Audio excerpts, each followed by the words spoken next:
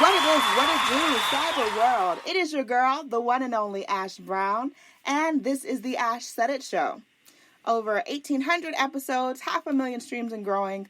All of that is on account of you guys, so thank you so much for all the shares, all the cares. It makes a huge, huge difference. Today, my guest, oh my goodness, this author, I've been looking forward to meeting him, talking to him about his brand new book project that just released yesterday. Yep.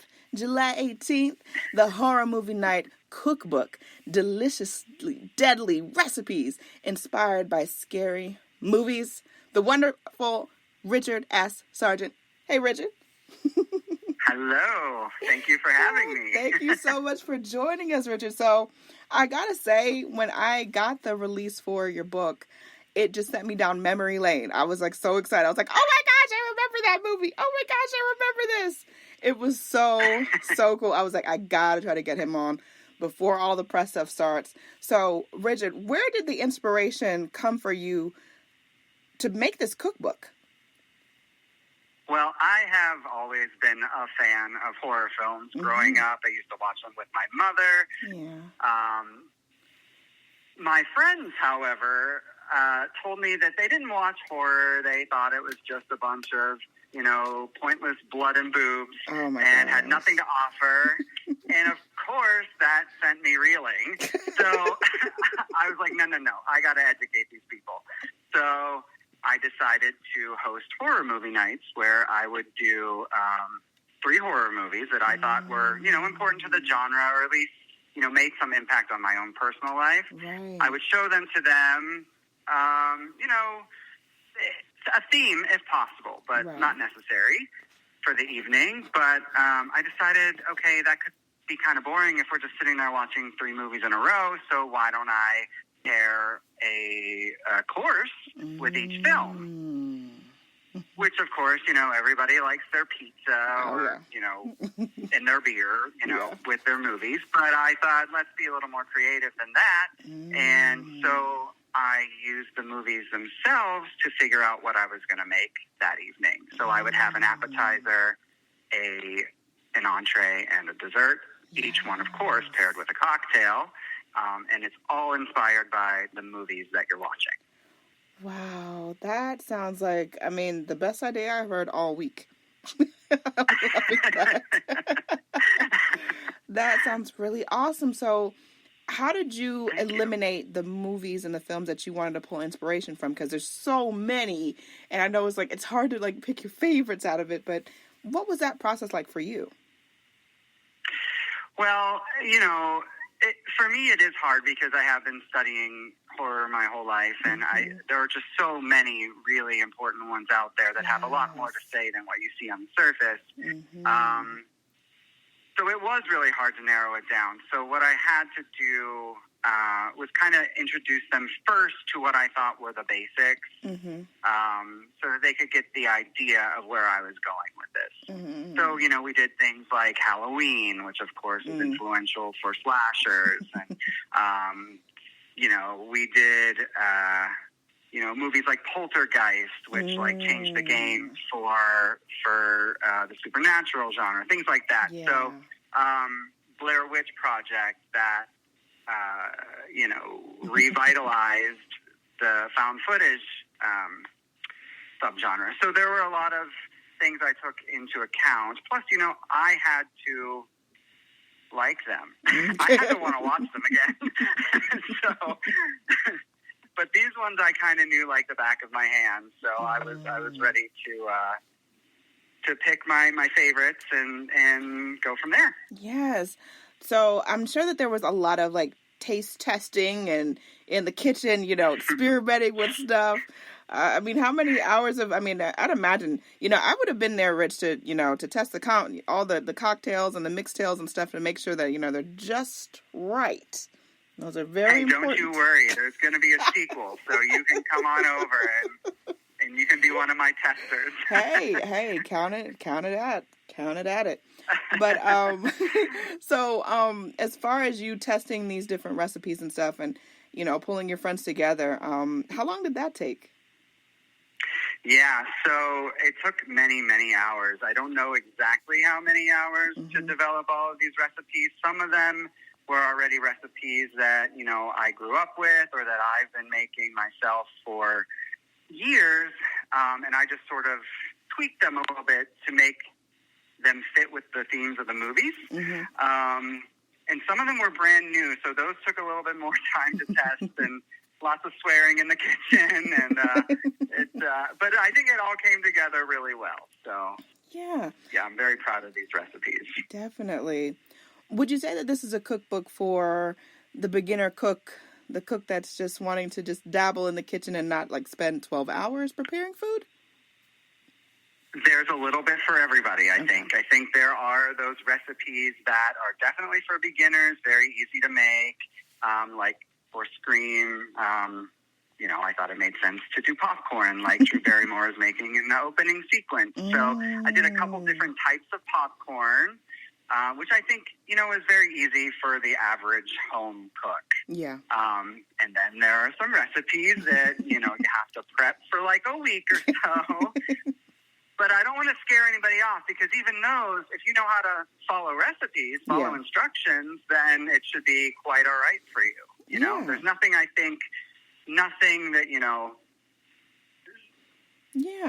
anybody should have an issue with. Right. Yeah, I thought that one of the more creative ones that I saw was the one for crawl, where I believe it was alligator. It was alligator meat. Where would you get alligator meat? I'm in Georgia. Where would I find alligator meat? Well, it should be easier for you, actually. But really? For me, when I developed the book, I was living in South Lake Tahoe, which I don't know if you know, but it's a little lake town, not much going on, really hard to get stuff in and out of there, even Amazon packages. So I had to order alligator from a store online, which is great because you can order all those specialty meats right online if you don't have access to them at your local butcher. But a lot of the time, your butcher will do that for you. Oh, that's good to know. Yeah. Really so cool. That's how I did it. I got it from a store online that I think is based in Louisiana. So, okay. Good to know. That's pretty cool. Another recipe that I saw that I thought was really cool and very creative was for piranha, the piranha soup. I think that's what it was. Good. That was cute. Thank you. Thank you. Yeah, that one took so that was a brand new recipe for me. I knew it could go wrong. A lot of people don't, when you think of soup, you don't really think of fish in your soup often, but when I made it, I tweaked it a bunch, spent a lot of hours on it, and it actually is really delicious. And then I took one of my a recipe I already had for crab cakes, and I made them mini, and I put those on top of the soup. So it's just this delicious fish appetizer. It's so good if you like fish. Yes. And of course, you don't have to use real piranha. I didn't get real piranha. Full disclosure, very hard to find. I would imagine. But I did use just any regular white fish will work for that. Okay, just want to make sure. I was like, you know what? You're living on the wild side there, Rich. I'm like, you know what? Rich has got the ideas that are just, it's working. The ideas are working. Hey, if you can get piranha, please do it. Let me know, because I'd love to know what it tastes like. But that one's a little harder to get. I would imagine. Another favorite that I saw in the book was the bloody floaties for Jaws. Oh, those are cute. Those look really, really good. Was that a new one as well? You. I'm sorry? Was that a new recipe as well? Like something that you actually just kind of created? That was a new it was another combo. So this one is actually one of the recipes that I think is a little easier for people. So when I thought of Jaws, of course, I thought of being in the water, and I thought of being on a floaty, floating out there in the water with, Jaws just, nipping at your toes. Yeah. So I decided to do a donut because it looks like a floaty, and but to make it easier, I just used canned biscuits And so I think of it as a little donut hack, and it's really delicious, and you just need to fry those up. And then for the red velvet ice cream, which is what makes it bloody, that's the recipe that I already had. I always recommend using an ice cream maker just because it just makes things so much easier, and they're not really that expensive, but they're very useful if you're an ice cream lover like me. So I just made the donuts, and then I topped it with the red velvet ice cream, and as the donut's hot and the ice cream's cold, it starts melting and looking like blood, and so that one was kind of fun for me. It sounds like a good time. Now, I'm going to throw a curveball at you. I'm sure you had no idea I was going to go into this, but are you going to be traveling into any of the conventions next year? Like some of the sci-fi ones, like MomoCon. MomoCon's in Atlanta. It's been going on for like 30 years. It's awesome. I think you ought to come through, Rich. I think we ought to look into that. It's so funny that you mentioned that, because yesterday, when the book came out, I was thinking, man, I really need to get my face out there, and I need to meet all the people like me that love horror, because I think they'd really like this. Yeah. And I'd love to get to know everybody else and, see what their favorite movies are for one of the books in the future. And so I have been looking into doing some cons, but I don't have any set in stone yet. All right. Well, we need to talk, because I may have a panel going on next year for MomoCon. So that, we're just putting it out into the universe, Rich. I'm just saying. You keep me posted. I am there. Absolutely. And so, Richard, what is the best way for people to get the book? So the book is being released through Ulysses Press, which is a branch of Simon & Schuster. So you can go on either website, Simon & Schuster or Ulysses Press. It's also being sold through Amazon, Barnes & Noble. All of your local bookstores should have it. Okay. So really, you can hopefully find it anywhere. But I would say Amazon, if you're an online shopper like me, is probably the best place to find it. Gotcha. Well, Richard, it's been an absolute pleasure. I absolutely love you coming through today. Thanks for having me. It's been super fun. I'm telling you, you forget that you're even on a show before you know it. But I super appreciate you coming through. You got to come back. I know you got some stuff cooking in the kitchen we couldn't talk about today. So I'm just putting that out there. You let me know when. Absolutely, Richard. Thank you so much for coming through. Really appreciate you. You're welcome.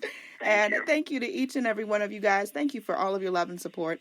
Keeping in mind, anyone to tell you that you can't do what you want to do, you look them square in the face, you tell them, don't believe me. Just watch. Watch what I do.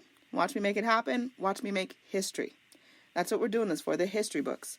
Social media is nice, but real life is so much better. Until next time, you guys.